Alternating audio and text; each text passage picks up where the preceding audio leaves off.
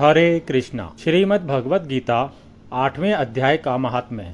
भगवान शिव कहते हैं, देवी अब 8वें अध्याय का महात्म्य सुनो। उसके सुनने से तुम्हें बड़ी प्रसन्नता होगी। लक्ष्मी जी के पूछने पर भगवान विष्णु ने उन्हें इस प्रकार 8वें अध्याय का महात्म्य बतलाया था। दक्षिण में आमर्दकपुर नामक एक प्रसिद्ध नगर है। वहाँ भाव शर्मा नामक एक ब्राह्मण रहता था, जिसने वैश्या को पत्नी बनाकर रखा था। वह मांस खाता, मदिरा पीता, श्रेष्ठ पुरुषों का धन चुराता, पराई स्त्रियों से व्यभिचार करता और शिकार खेलने में दिलचस्पी रखता था। वह बड़े भयानक स्वभाव का था और मन में बड़े बड़े हौसले रखता था। एक दिन मदिरा पीने वालों का समाज जुटा था। उसमें भाव शर्मा ने भर पेट ताड़ी पी, खूब गले तक उसे चढ़ाया। अतः अजीर्ण से अत्यंत पीड़ित होकर वह पाप आत्मा कालवश मर गया और बहुत बड़ा ताड़ का वृक्ष हुआ। उसकी घनी और ठंडी छाया का आश्रय लेकर ब्रह्म राक्षस भाव को प्राप्त हुए कोई पति पत्नी वहाँ रहा करते थे। उनके पूर्व जन्म की घटना इस प्रकार है। एक कुशीबल नामक ब्राह्मण था, जो वेद वेदांग के तत्वों का ज्ञाता,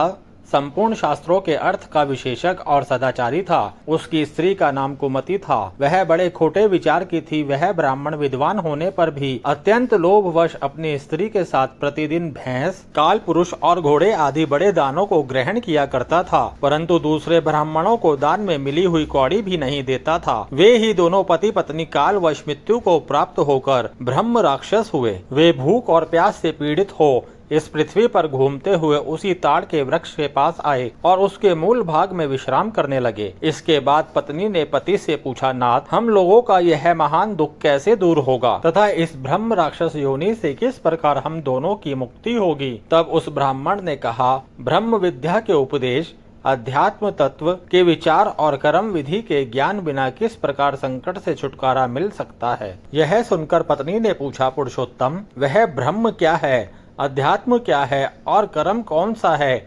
उसकी पत्नी के इतना कहते ही जो आश्चर्य की घटना घटित हुई उसको सुनो।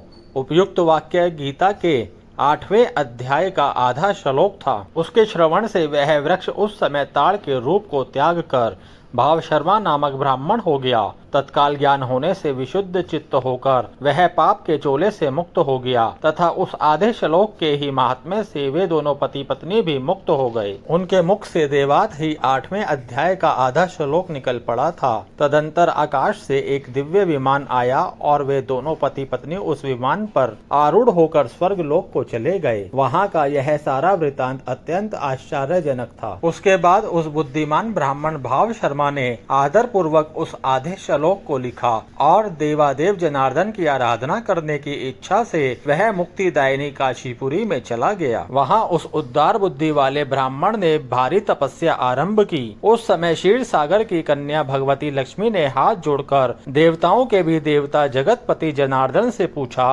नाथ, आप सहसा नींद त्याग कर खड़े क्यों हो गए? श्री भगवान बोले, देवी, काशीपुरी में भागीरथी के तट पर बुद्धिमान ब्राह्मण भाव शर्मा मेरे भक्ति रस से परिपूर्ण होकर अत्यंत कठोर तपस्या कर रहा है। वह अपनी इंद्रियों को वश में करके गीता के 8वें अध्याय के आधे श्लोक का जप करता है। मैं उसकी तपस्या से बहुत संतुष्ट हूँ। बहुत देर से उसकी तपस्या के अनुरूप फल का विचार कर रहा था। इस समय वह फल देने को मैं उत्कंठित हूँ। पार्वती जी ने पूछा, भगवान, श्री हरि सदा प्रसन्न होने पर भी जिसके लिए चिंतित हो उठे थे, उस भगवत भक्त भाव शर्मा ने कौन सा फल प्राप्त किया? श्री महादेव जी बोले, देवी, द्विज श्रेष्ठ भाव शर्मा प्रसन्न हुए। भगवान विष्णु के प्रसाद को पाकर अत्यंतिक सुख मोक्ष को प्राप्त हुआ तथा उसके अन्य वंशज भी जो नरक यात्रा में पड़े थे, उसी के शुद्ध कर्म से भगवत धाम को प्राप्त हुए। थोड़े में ही तुम्हें बताया है, इस पर सदा विचार करते रहना चाहिए।